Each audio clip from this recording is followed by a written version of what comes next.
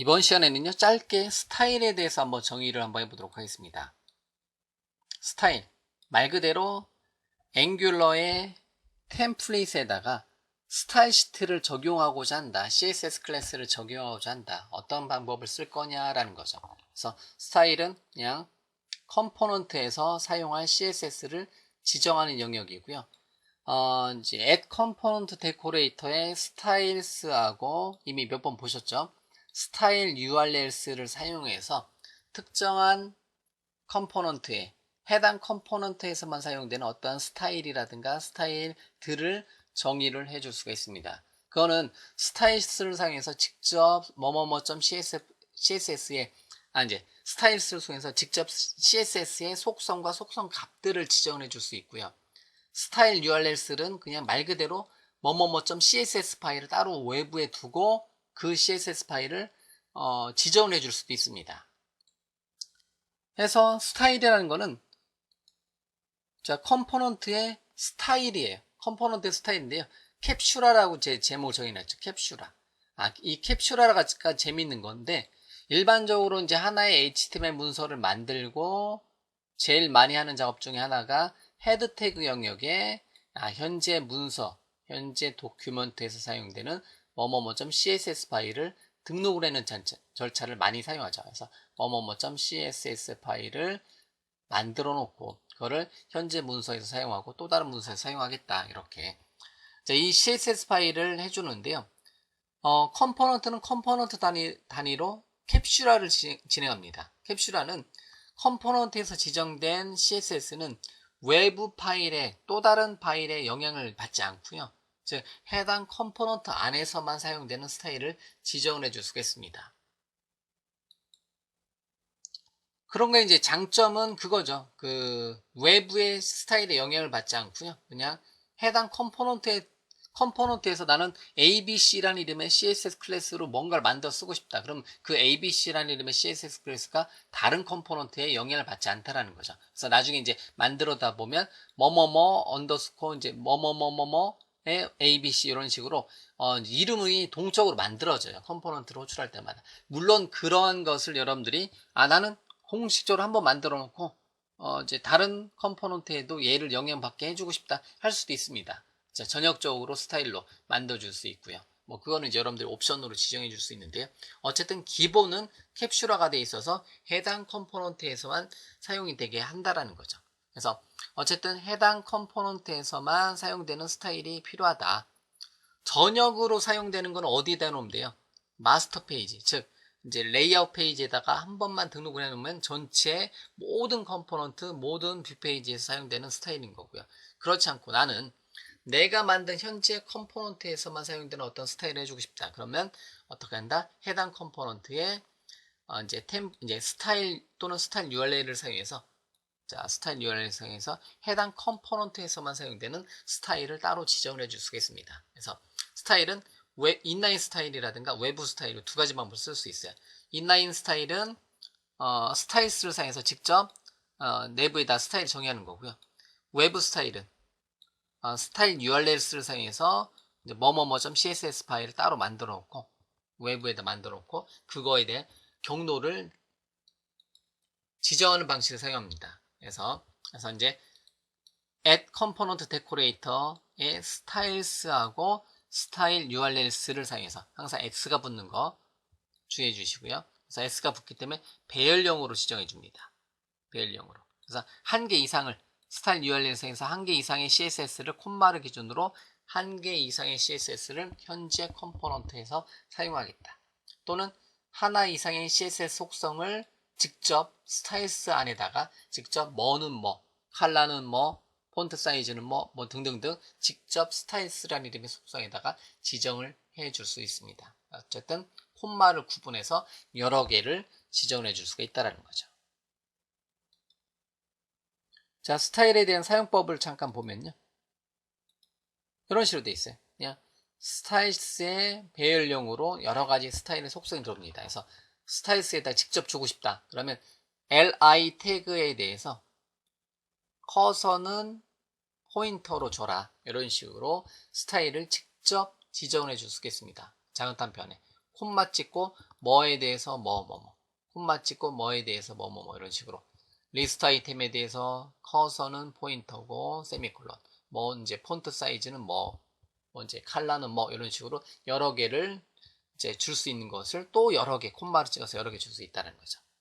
그리고 이제 여기서는 따로 다루지 않은데 뷰 인캡슐레이션이라 해서 뷰 캡슐화 모드라고 해가지고 non native 뭐뭐뭐에서 앞서서 말씀드렸지만 이제 뭐뭐뭐.css 파일에서 사용되는 CSS 클래스 이름을 동적으로 만들 거냐 아니면 이제 공통적으로 그냥 내가 만들어 놓은 이제 단어 그대로 쓸 거냐 이런 것을 결정해 줄 수 있는데 자 기본 값으로 일단 가는 게 이제 가장 좋고요. 따로 지정하지 않고요.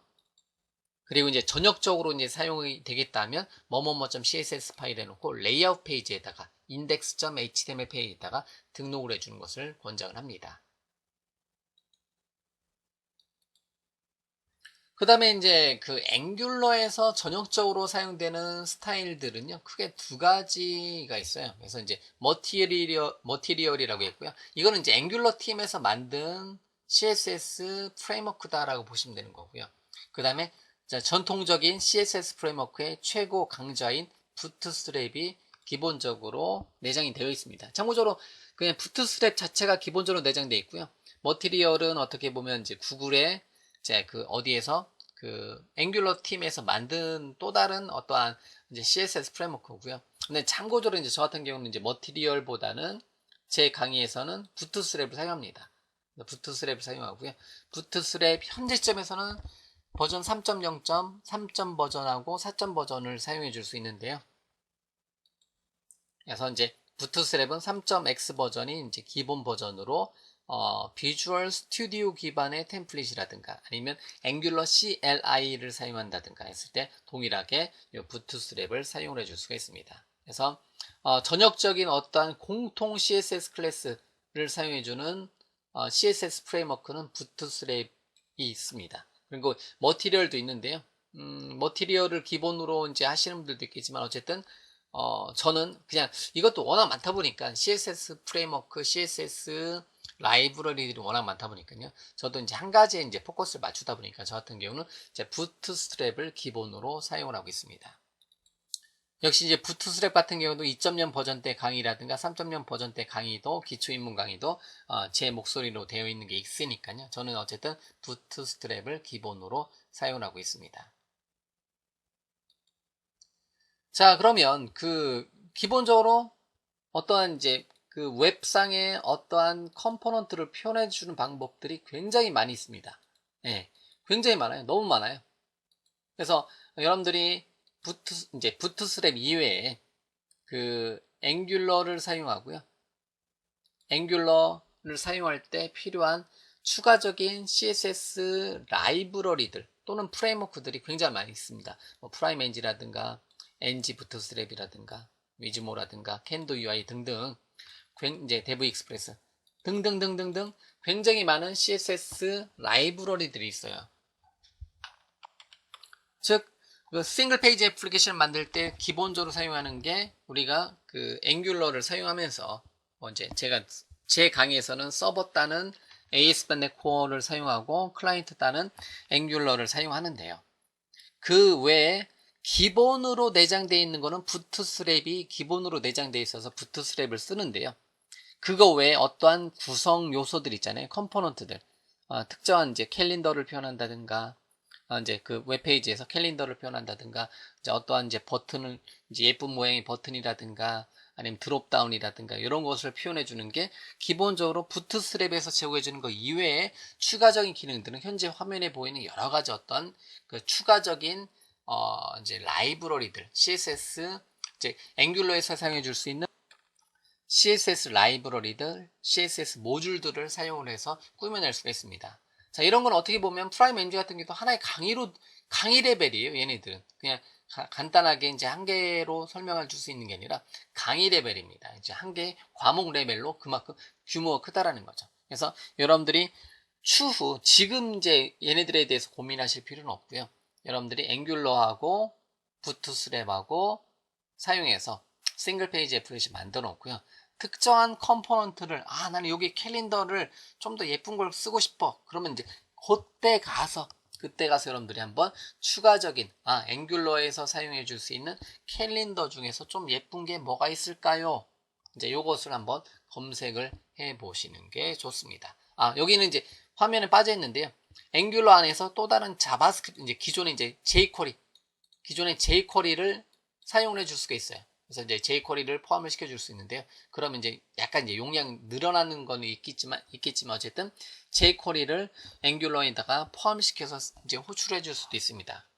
그런 경우 jQuery에서 사용하던 어떤 플러그인을 앵귤러에 이제 포함을 시켜서 사용을 해줄 수도 있습니다. 자, 어쨌든 그런 거는 현재 화면에 보이는 부분 관련된 거는 여러분들이 그때 가서 우리가 한번 고민을 해보자는 거죠. 기본적인 거는 어떤 비즈니스 로직에 맞춰서 우리가 이제 어떤 거를 꾸며 나가는 것을 기본으로 삼고요. 이제 앵귤러를 사용해서 어떤 비즈니스 로직에 맞춰서 하나의 완성된 웹 앱을 만드는 거에 포커스를 두고요. 그러고 나서 특정한 부분에 대한 모양 개선은 여러분들이 직접 구현한다든가 아니면 외부에 이런 거에 대해서 고민을 해놓은 CSS 프레임워크, CSS 라이브러리가 있는지를 검색을 해서 그것을 도입을 해보는 것도 괜찮습니다. 뭐 예를 들면 프라임 MG 같은 거를 사용한다든가 NG 부트스트랩에 있는 굉장히 많은 컴포넌트를 사용한다든가 자, 이런 식으로 그때 가서 이제 고민하고요.